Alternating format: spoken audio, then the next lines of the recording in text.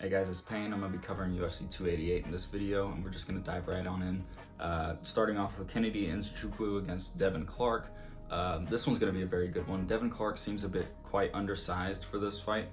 Kennedy's won his last two over Ion Cutelaba and Carl Roberson, while Devin's won his last fight, but he seems to be having a hard time getting a bit of a win streak going. You know, he'll win one, lose one, win one, lose one, and kind of trade off like that. Now, Devin may have the ground advantage, but like I said, he's going to be undersized in this fight, and I think Kennedy Nzechukwu is such a good stand-up striker, and he's definitely shown a lot of progression throughout his time here in the UFC. He's going to have a pretty big size advantage. You know, he's 5 inches taller, along with an 8-inch reach advantage, and he's got big power in those hands. Along with that, he also does approach some of his fights a lot more patient than you would expect him to do. He's 11-3 with 8 knockouts in his career, and I feel we're going to see a bit of the same in this fight, so I'm taking Kennedy. And then the main event for the prelims, this is Drew Dober against Matt Frevola. This one's going to be a good one. It's a little bit overlooked, especially considering it's a pay-per-view, but I think this one deserves some spotlight. Drew Dober's got a really strong chin. He's won his last 3 fights over Bobby Green, Rafael Alves, and Terrence McKinney, while Matt Frevola is coming off of 2 big wins as big underdogs in his last 2 fights. Against Ottoman Azater. I never know if I'm saying that name right, and I'm not even going to attempt the other guy's name. But Matt Frevola is pretty well-rounded. You know, I think he's probably going to look to go to the ground in this fight, while Drew Dober seems to be willing to do just about anything. Both these guys are real game type of fighters, you know, down for whatever, wherever the fight goes. But I think Frevola's going to be a bit more willing to impose his game plan and look to get it to the ground, while Drew Dober's fine going into a firefight. He's fine on the feet. He's fine in the clinch, on the ground, anywhere. He's got a very strong chin. It's hard to knock this guy out. And he's got big power himself, too. And really, this fight's kind of just a pick'em. You know, I could see it going either way. But for this one, I'm taking Matt Frevola. And moving on to the main card, we've got Kron Gracie against Charles Jourdain. Charles is 7 years younger than Kron, but he does have a larger resume in terms of being in MMA. You know, Charles Jourdain, he's got 8 knockouts, 4 submissions, and 1 decision win. You know, he normally goes in there looking for a finish regardless of what it is, but he definitely prefers to stand on the feet. He lost his last 2 fights to Nathaniel Wood and Shane Burgos. Not too bad to lose to, but he's 4-5-1 inside of the UFC, which is not really looking too good. And you know, he's definitely feeling a lot of pressure to really get going and get on a win streak here. But what really stands out to me for Charles Jourdain in terms of his losses is they're all to guys who are much better in the grappling than he is. And Kron Gracie, we all know that name. We all know the Gracie family. We all know who those people are. Royce Gracie, Rickson Gracie, Renzo Gracie, all of them. They're all world-class level grapplers. Kron Gracie has been a black belt in jiu-jitsu since 19 years old, and before even getting his black belt, he had to win several world grappling championships just to do so. Kron Gracie is the youngest son of MMA legend and pioneer of the sport, Rickson Gracie. Legendary lineage to come from, and you know he's definitely going to have the grappling advantage in this fight, especially against Charles Jourdain. He came into the UFC making his debut against Alex Caceres. He's only had 2 fights since then, but his first fight submitted Alex in the first round. Rear naked choke. Real easy too, made it look very easy. But that's where the pressure seemed to start to hit him, because a lot of people started to look at Kron Gracie as a one-trick pony. As a guy who can only go to the ground and grapple and try to look for a submission, the fans started saying things like, oh, the guy can't take a punch, he's not gonna look to stand with anybody, he can't stand with anybody. Put him in there with a great, well-rounded fighter who can grapple and stand, and he's gonna get pieced up on the feet. That's what a lot of people were thinking. So Kron Gracie went into his next fight in the UFC against Cub Swanson, looking to prove that he can stand with guys, and he lost by a decision. He let pride get the better of him, and he tried to prove to everybody saying all of these things that they're wrong. And I don't think he's going to do that again in this fight, especially after hearing that his coaches were very upset with him for not looking to go to the ground more, not looking to grapple more and look for a submission.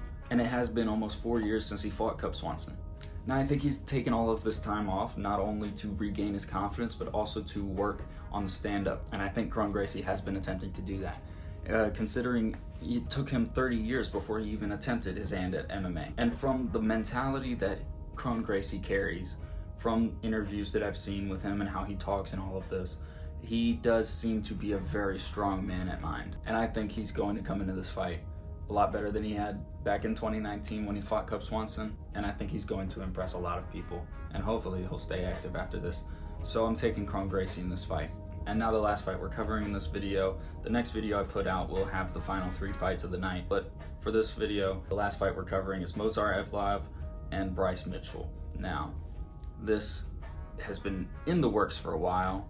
About 6 months or so, they've been going back and forth, talking trash to each other. Bryce Mitchell and Movsar were supposed to fight, and then at some point, Bryce was calling him out.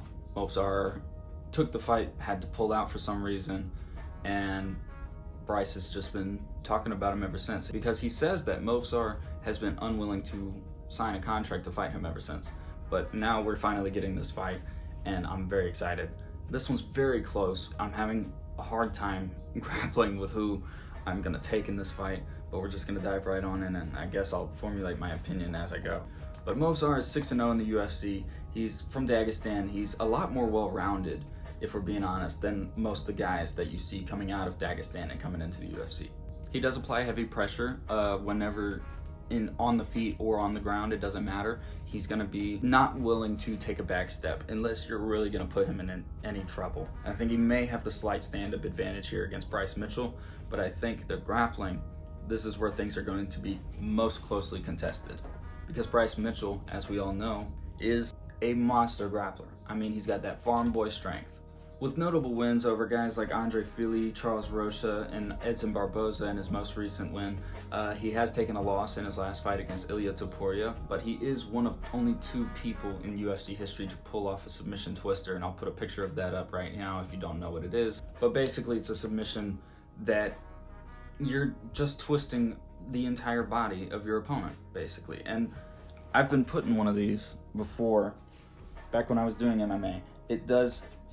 It hurts all the way down your back, going into your lower back, your lower spine, moving into whatever leg they're holding on to, especially on the inner thigh and behind your thigh. It hurts everywhere. Both of these guys have been almost undefeated throughout the UFC. Movsar is undefeated, while Bryce just lost his last fight. Bryce is 6-1 inside of the UFC, while Movsar is 6-0, 16-0 as a total throughout his career, and Bryce is 15-1. So had Bryce won his last fight, they both would be 16-0 coming into this fight. But still, it's a great fight, and it's going to be very exciting. And I'm really not sure who I'm going to take. But Bryce Mitchell did say he had the flu.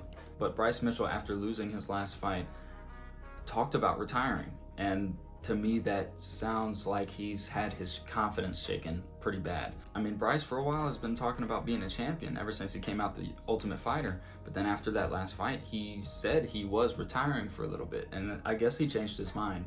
Although he also did claim that he lost his last fight due to having the flu in the fight week going up to the fight, and claimed that he still had the flu in the cage. Whether that's true or not, it does seem to me like Bryce has had his confidence rattled, and just to be safe, I'm gonna take Movsar Evloev. I love Bryce Mitchell. I'm going to be rooting for him all the way, and I would be 100% happy to see this pick go wrong for me, but I don't know. Just with the way he acted after his last loss, his first loss in his entire career even, which everybody knows, you take that first loss, you know, it's gonna mess with you a bit. It's just really hard to know the mindset of Bryce Mitchell going into this fight. So I'm going to take Movsar Evloev to be safe. Hopefully I'm wrong on that. But looks like that's it for this video. Stay tuned for the next video. It's gonna drop either later today or tomorrow. At the latest, Wednesday. Definitely no later than Wednesday. But I promise you that. Hope y'all have a good one. Thanks for watching. Hit like, subscribe, and all that.